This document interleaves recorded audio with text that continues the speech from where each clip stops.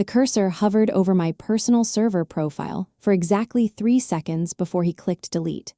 Nathan Prescott didn't even look at me when he did it, just kept that smug grin plastered across his face while the confirmation dialog flashed on his screen. "You don't own this code," he said, voice dripping with condescension. The server icon blinked once, twice, then vanished. That's when everything went dark.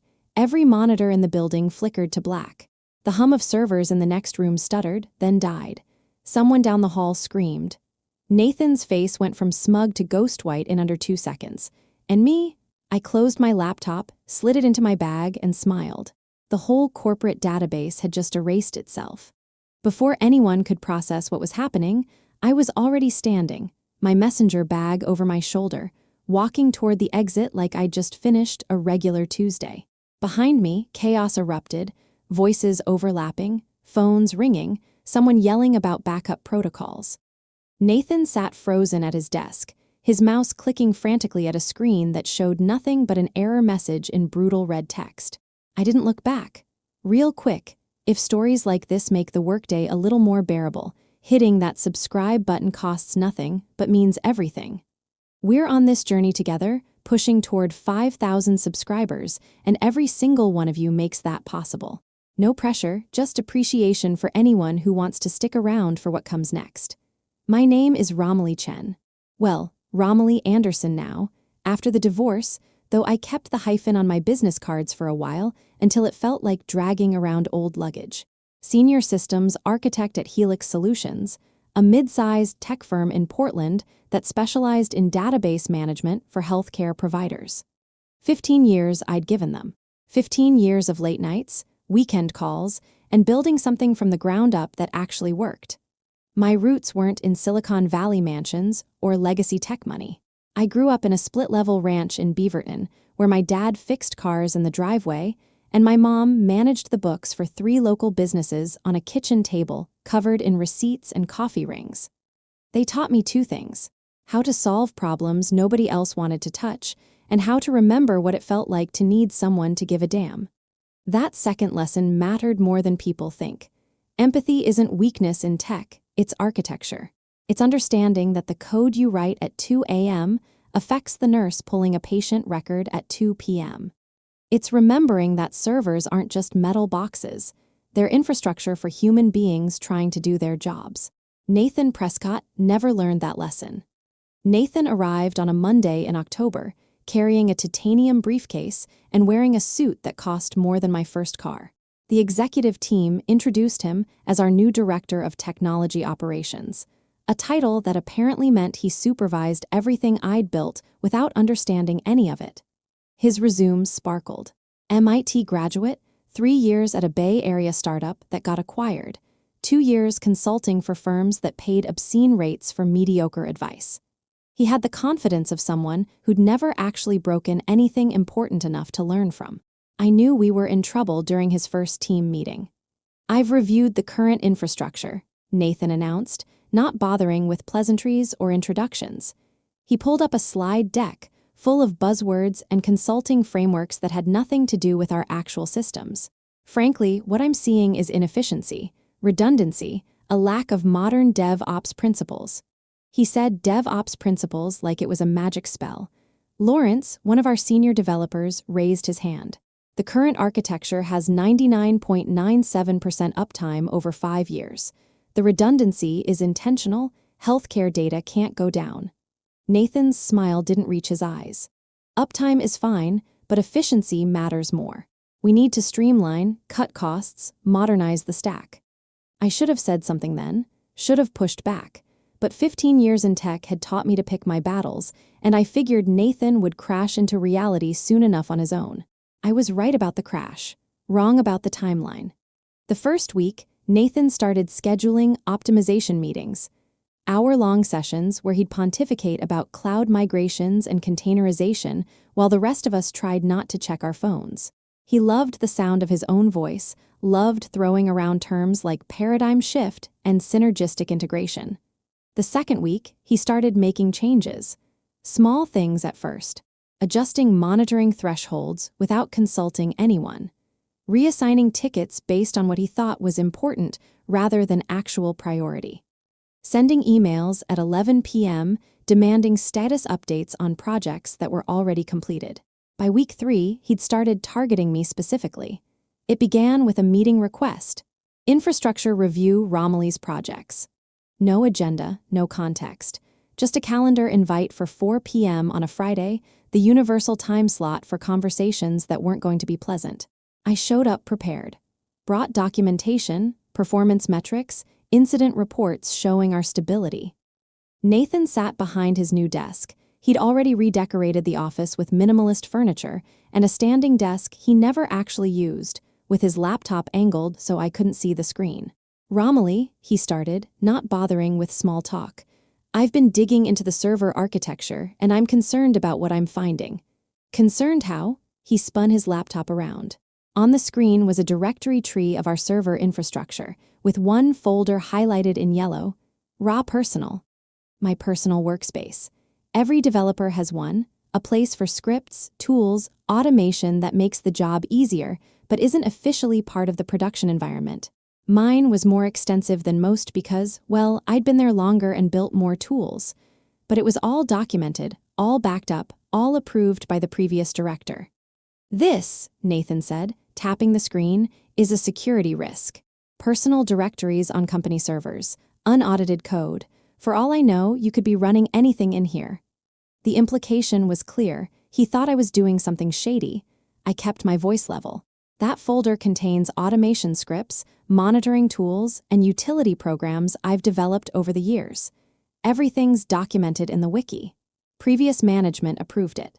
Most of those tools are integrated into our daily operations." "Integrated how?" "Database maintenance scripts, automated backup verification, system health monitoring." He held up a hand. "I'll need a full audit. Documentation of everything in that directory, justification for why it needs to exist, and a migration plan for anything production critical." Translation. He wanted me to spend weeks documenting things that already worked so he could justify deleting them anyway. I spent the next 2 weeks compiling documentation that Nathan never read. Every email I sent him bounced back with one-line responses. "Received. Under review. We'll discuss later." Meanwhile, he was making bigger changes. He fired Kelly from infrastructure support, 22 years with the company, and replaced her with a contractor who'd never worked in healthcare. He canceled our monitoring service subscription to cut costs, then acted surprised when we missed a minor outage because nobody saw the alerts. He pushed a streamlining initiative that mostly involved deleting comments from code because they cluttered the files. The team started hemorrhaging people. Lawrence put in his notice, then Angela, then both of the junior developers who just finished onboarding. I should have left too. My resume could land interviews anywhere. But there was something about abandoning the systems I'd built, systems that real people depended on, that felt like leaving a kid in a burning building. So I stayed, and I documented, and I watched Nathan dismantle 15 years of careful work with the confidence of someone who'd never actually had to fix anything. The breaking point came on a Thursday in November. I was in the server room, actual physical server room, because despite Nathan's cloud obsession, healthcare regulations meant we still maintained on-premise infrastructure, running a routine hardware check. The door opened behind me. Nathan walked in, followed by 2 people I didn't recognize. Suits, definitely not technical. "Romilly," Nathan said, not bothering with introductions. "These are auditors from corporate. They're here to review our security compliance." This was news to me. Nobody mentioned an audit. I scheduled it last week, sent an email. He hadn't. I checked my phone right there, nothing. One of the auditors, a thin man with wireframe glasses, stepped forward. "We need access to all server directories, including personal workspaces, to verify compliance with corporate data policies." Nathan was watching me, waiting for a reaction. I unlocked my workstation and stepped aside. "Everything's documented. Access logs are clean. You won't find any issues." The audit took 3 hours. They found nothing because there was nothing to find. Every script was documented, every tool was logged, every line of code had a clear purpose. When they finished, the thin man nodded at Nathan. "All clear, no violations." Nathan's jaw tightened. He'd been hoping for ammunition. After the auditors left, he cornered me in the hallway. Just because you pass the audit doesn't mean that personal directory stays. It's non-standard, it's a security risk, and I want it gone. Those tools are integrated into production. Deleting them will break automated processes. Then document the processes and rebuild them properly in the official repositories, under proper version control. They already are under version control. They already are in the documentation. You'd know that if you'd read any of the materials I sent. His face flushed. I don't appreciate the attitude, Romilly. I'm trying to run a professional operation here. So am I. I have been for 15 years. Yeah, well, things change. New management means new standards. Either adapt or find somewhere else to work. He walked away before I could respond, leaving me standing in the hallway with my pulse hammering in my ears. That night, I went home and updated my resume. But before I could start sending applications, Nathan made his move. The email came at 6:47 a.m. on a Friday, sent to the entire technology department with executive leadership CC'd. Subject, Infrastructure Modernization Initiative Team, effective immediately. We're implementing new standards for server management and code repositories. All personal directories on company servers will be decommissioned by end of business today. Any tools or scripts currently housed in personal workspaces must be migrated to official repositories or will be permanently deleted. This is non-negotiable. We cannot maintain professional standards while allowing unaudited personal directories to exist on production infrastructure. Compliance is mandatory. No exceptions. Nathan Prescott, Director of Technology Operations, I read it twice, then checked the timestamp again. 6:47 a.m. He'd sent this before most people were even awake, giving approximately 10 hours to migrate or lose potentially years of work. My phone started buzzing before I finished my coffee. Text messages from the remaining team members, all variations of the same panic. Is he serious? How do we migrate everything in one day? What happens to the automation? I called Lawrence, who'd already given notice but was working his final 2 weeks. He's trying to force you out, Lawrence said flatly. This whole thing is targeted at you. Everyone else barely uses their personal directories. I know. So, what are you going to do? Good question. I could comply. Spend the day frantically migrating tools and scripts, probably missing things, definitely breaking automated processes that kept our systems running. Or I could refuse, let him delete everything, and watch the infrastructure crumble. Neither option was great. Then Lawrence said something that changed the equation. You know what's actually in your personal directory, right? Like everything that's integrated? Of course. Backup verification, health monitoring, automated maintenance. No, I mean everything. The database reconciliation script, the one that runs every night. My stomach dropped. The reconciliation script. The one I'd written 8 years ago when we migrated from the old database system to the new one. The one that checked data integrity between the legacy backup system and the current production database. The one that had been running silently, perfectly, every single night for 8 years. The one that nobody remembered existed because it had never failed. Nathan doesn't know about that script, I said slowly. Does anyone? I thought back. The original project documentation was archived. The previous director knew, but he'd retired 4 years ago. The team members who'd worked on the migration had all moved on. No, I said. I don't think anyone does. Lawrence was quiet for a moment. What happens if that script stops running? I pulled up the script on my laptop, reading through the code I'd written nearly a decade ago. It was elegant, efficient, checking data integrity, flagging discrepancies, automatically correcting minor issues, and logging everything for review. Without it, the databases would drift, I said. Production and backup would slowly desynchronize. Nothing catastrophic immediately, but over time, the backup system would become unreliable, eventually useless. How long until someone noticed? Depends on whether we needed to do a restore. Could be weeks, could be months, could be never if we got lucky. Or, Lawrence said carefully, could be immediately if someone deleted the script while it was maintaining active connections to both databases. The implication hung in the air between us. I should clarify something here. I wasn't planning sabotage, wasn't planning revenge. I was planning compliance, exact, literal, complete compliance with Nathan's directive. He wanted personal directories deleted?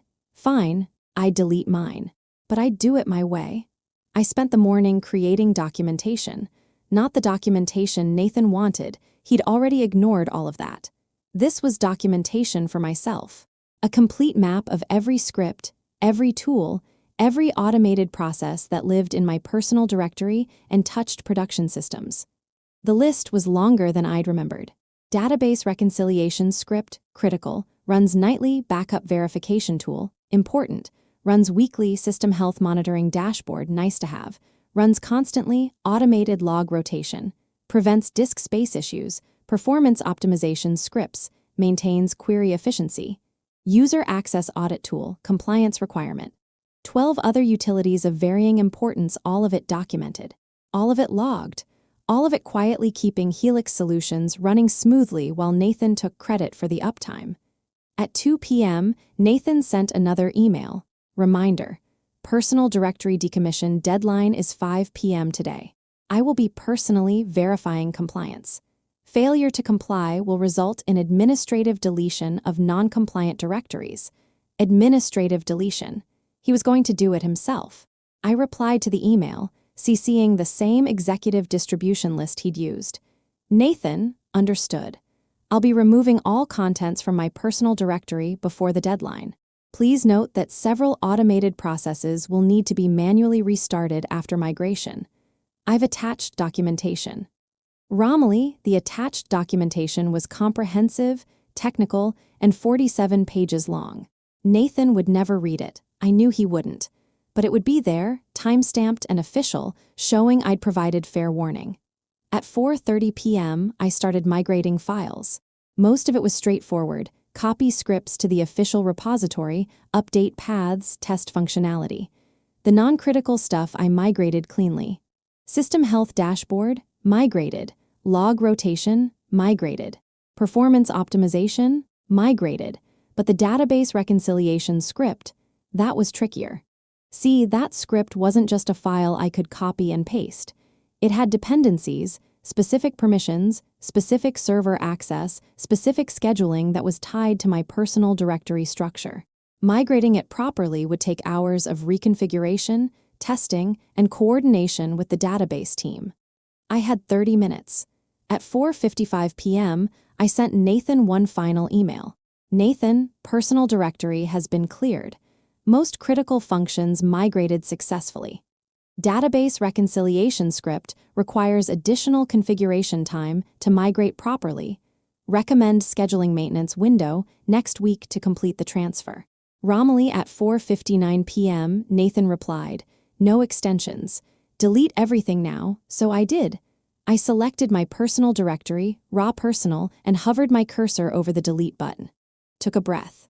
Thought about 15 years of late nights and weekend calls and building something that actually mattered.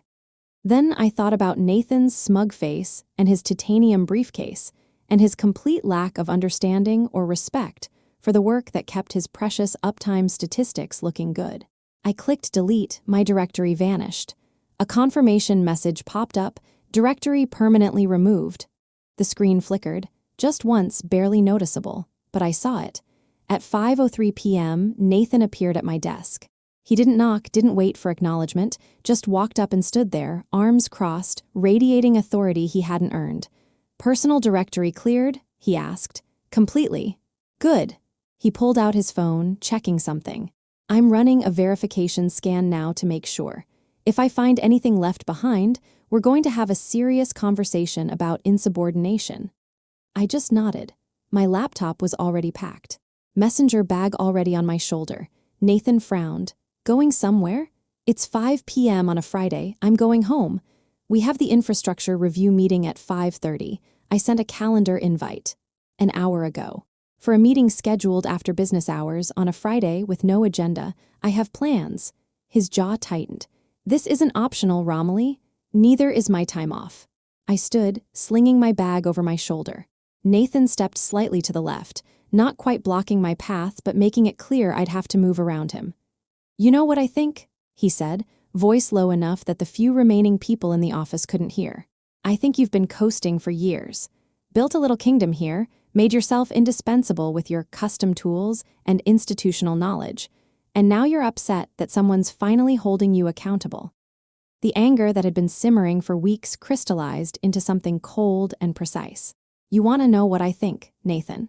I think you're so desperate to prove you're worth the salary they're paying you that you can't tell the difference between optimization and destruction. I think you've never actually built anything that mattered, so you don't understand what it takes to maintain it. And I think that's when the first monitor went dark. A workstation 3 desks down, screen flickering once, twice, then displaying a database connection error. Then another monitor, then another. Nathan's phone started ringing, then someone else's. Then the desk phone near the conference room. The overhead lights flickered. Nathan stared at his phone, color draining from his face. What the hell? My phone buzzed. A text from Lawrence. Database just went offline, all of it. What did you do? I hadn't done anything. Technically, I just deleted my personal directory exactly as instructed. The fact that my personal directory had contained the script that maintained active database connections, and that forcibly deleting those active connections would cause the reconciliation process to fail catastrophically, and that the reconciliation process failing catastrophically would trigger a safety protocol that shut down database access to prevent data corruption. Well, that was just unfortunate timing. Nathan was already moving, half-jogging toward the server room. I followed, bag still over my shoulder, because this was about to get interesting. The server room was chaos. Monitors displaying error messages in cascading red text. The senior database administrator, a guy named Walter who'd been with the company even longer than me, was typing frantically, sweat beading on his forehead. What happened? Nathan demanded. Walter didn't look up. Database reconciliation process crashed, hard, triggered an emergency shutdown to prevent corruption. I'm trying to restart it, but something's wrong with the backup connections. How long until it's fixed? I don't know. I've never seen this happen before. The reconciliation script has been running perfectly for years. I don't understand why it would suddenly. Walter stopped typing, turned slowly to look at me. He knew. I could see the realization spreading across his face. The script, he said quietly, it was in your personal directory. Nathan's head snapped toward me. What? The database reconciliation script, Walter repeated, louder now. The one that maintains integrity between production and backup. Romilly wrote it years ago. It runs from her personal directory. Ran, I corrected. Past tense. The directory was deleted at 5 p.m. as instructed. The silence that followed was the kind that precedes explosions. Nathan's face went through several colors, red, white, purple, before settling on a shade that suggested his blood pressure was approaching dangerous levels. You deleted a critical production script, he said, voice shaking. Without authorization, without migration, you just deleted it. I pulled out my phone, calmly opened my email, and showed him the screen. I sent you 3 emails about the database reconciliation script. Documented that it needed proper migration time. You replied, and I quote, "No extensions. Delete everything now." I didn't. He grabbed my phone, reading the email chain. His hand was trembling. I didn't know it was critical infrastructure. It was in the documentation I sent. Page 17. Section 4. Database reconciliation and integrity maintenance. I can't read 47 pages of technical documentation in one afternoon. Then, maybe you shouldn't have given one afternoon to decommission 15 years of infrastructure. Walter had stopped trying to fix the database and was now watching our exchange with the horrified fascination of someone witnessing a car crash in slow motion. Nathan thrust my phone back at me. Fix it, right now, restore the script and get the database back online. I can't. What do you mean you can't? The directory was permanently deleted. The script is gone. Restoring it means rebuilding it from scratch, reconfiguring database permissions, reestablishing the connection protocols, and testing everything to make sure it won't cause further corruption. That's a week of work minimum.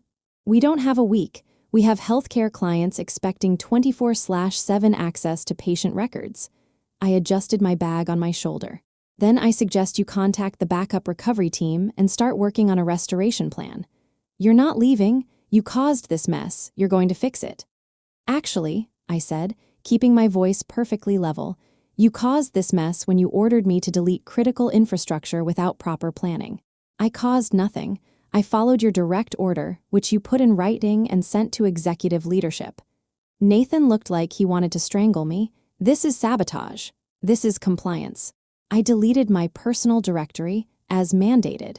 The fact that you didn't bother to understand what was in that directory before ordering its deletion isn't my problem. The hell it isn't. You knew this would happen.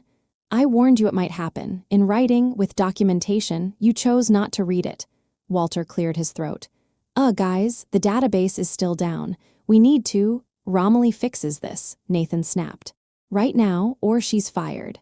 I smiled. Actually smiled. Fire me then. But you should know that rebuilding the reconciliation script from scratch requires intimate knowledge of both the current database architecture and the legacy system it replaced. I'm the only person left who has that knowledge. Fire me, and you'll be hiring consultants at 3 times my salary to spend 6 months figuring out what I could fix in a week. Nathan's phone rang. He answered it without looking away from me. What? The voice on the other end was loud enough to hear even without speakerphone. Angry, executive-level angry. I understand, sir, Nathan said, voice tight. We're addressing the situation now.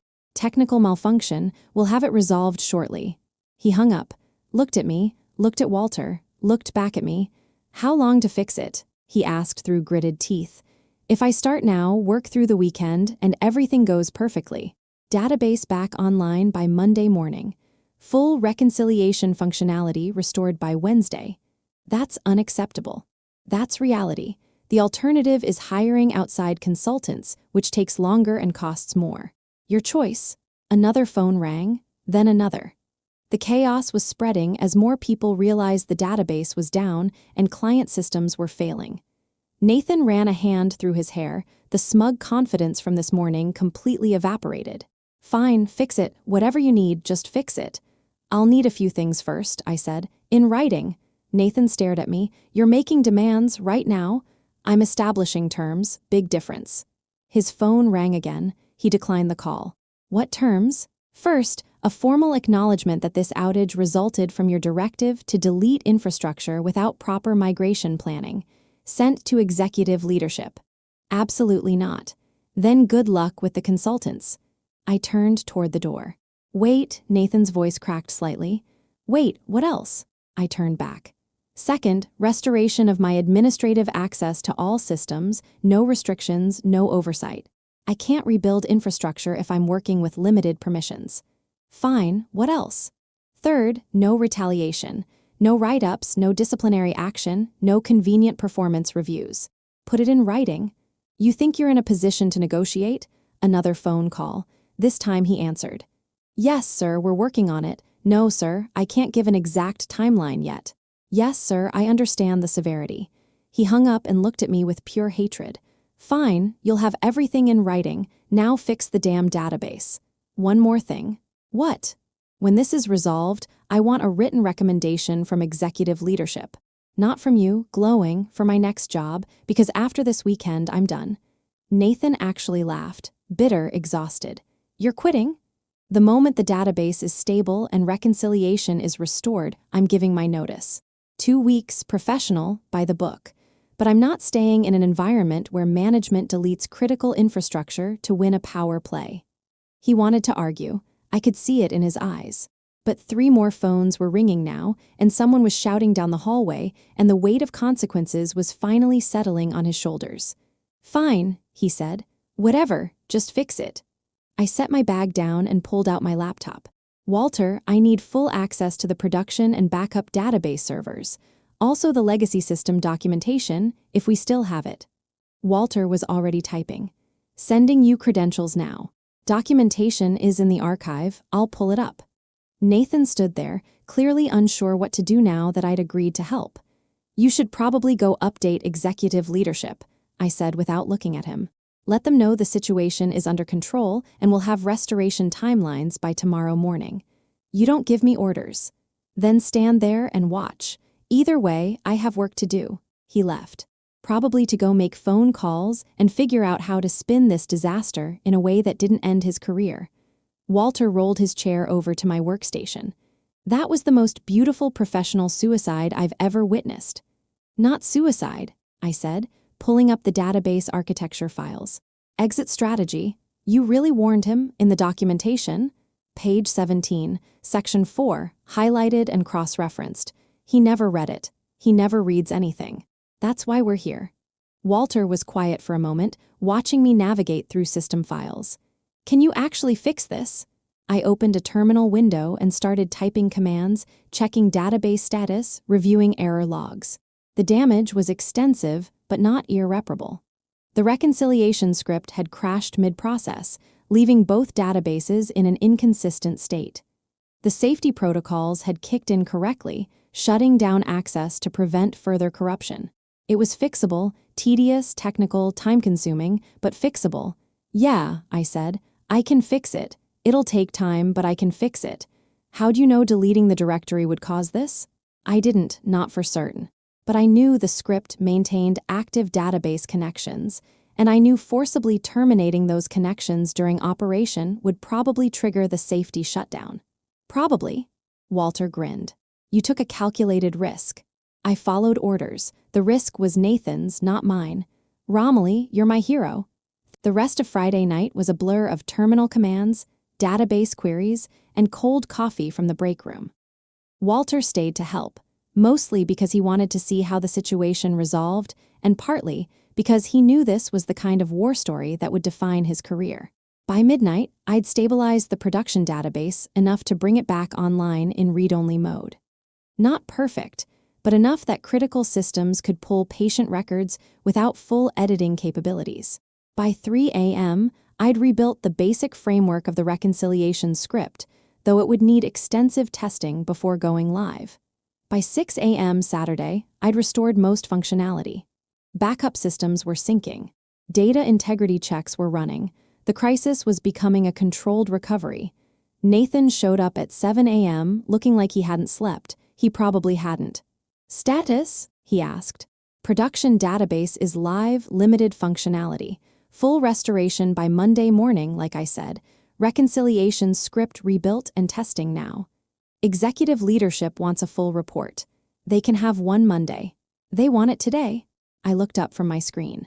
Nathan, I've been awake for 26 hours fixing a problem you created. They'll get the report when the work is done. He opened his mouth to argue, then closed it. The fight had gone out of him somewhere around 2 a.m. when the board of directors apparently got involved. There's going to be an investigation, he said quietly. About what happened? I'm sure there will be. They're going to want to know why critical infrastructure was in a personal directory. It was approved by previous management. It's documented.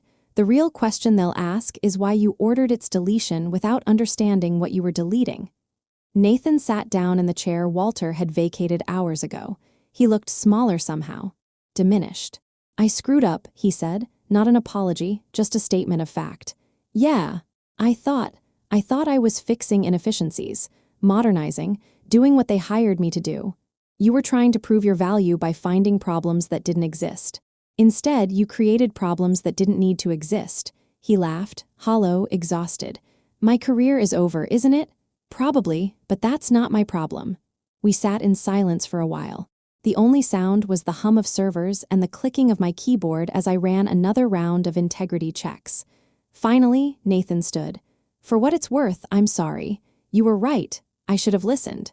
You should have read the documentation. That's literally all you had to do. He nodded and walked out. I never saw him again. By Monday morning, the database was fully operational. Reconciliation script was live and tested. All systems were back to normal, except for the massive gap in trust between the technology department and management. I submitted my formal report to executive leadership at 9 a.m. By 10 a.m., I had emails from 3 different VPs thanking me for my quick response and professional handling of the crisis. By 11 a.m., I had the written recommendation I'd asked for. By noon, I'd submitted my resignation. My last 2 weeks at Helix Solutions were remarkably peaceful. Nathan was on leave, pending the investigation, which everyone knew was corporate speak for cleaning out his desk remotely. An interim director was brought in, someone from the healthcare division who actually understood our work, and the first thing she did was ask me to document everything I'd built. Not to audit it, not to criticize it, just to understand it. I spent those 2 weeks writing comprehensive documentation, training Walter on the reconciliation script, and setting up monitoring systems so the next person wouldn't have to rebuild from scratch if something broke. On my last day, the team threw a small party. Nothing fancy, just cake in the break room and genuine appreciation from people who understood what had almost been lost. Lawrence, who'd already moved on to a new job, sent me a text. "Heard you're leaving. Also heard Nathan is too. Coincidence?" I replied. "Just following orders, exactly as given. You're terrifying." "I love it." The interim director called me into her office on my way out. She was older, maybe late 50s, with the kind of calm authority that came from decades of actually knowing what she was doing. "Romilly," she said, "I read the investigation report, all of it, including the emails." "Okay. You were right about all of it. The documentation was clear, your warnings were explicit. Nathan ignored every red flag." "I know," she smiled. "You also knew exactly what would happen when that directory was deleted." I didn't say anything. "I'm not criticizing," she continued. "Honestly, I'm impressed. You followed orders, documented everything, and let incompetence expose itself. That's either brilliant strategy or perfect coincidence." "It was compliance," I said. "Nothing more." "Right, compliance." She handed me an envelope. "Your final paycheck, plus a bonus for your work during the crisis. Also, if you ever want to come back, my door is open. We could use someone who understands both the technical side and the human side." "I appreciate that, but I think it's time for something new," she nodded. "Where are you headed?" "Consulting, actually, going independent, helping companies avoid disasters like the one we just had." "That's perfect for you. Send me your information. I know a dozen firms that could use your expertise." I left Helix Solutions at 5 p.m. on a Friday, exactly 15 years and 3 months after I'd started. My badge was deactivated. My access was revoked. My personal directory, the new one I'd created, was properly documented and migrated to official repositories. Everything by the book, everything professional. As I drove away, my phone buzzed with a LinkedIn notification. Nathan had updated his profile, seeking new opportunities in technology leadership. I almost felt sorry for him. Almost. 3 months later, I was running my own consulting firm. 6 months after that, I had more clients than I could handle.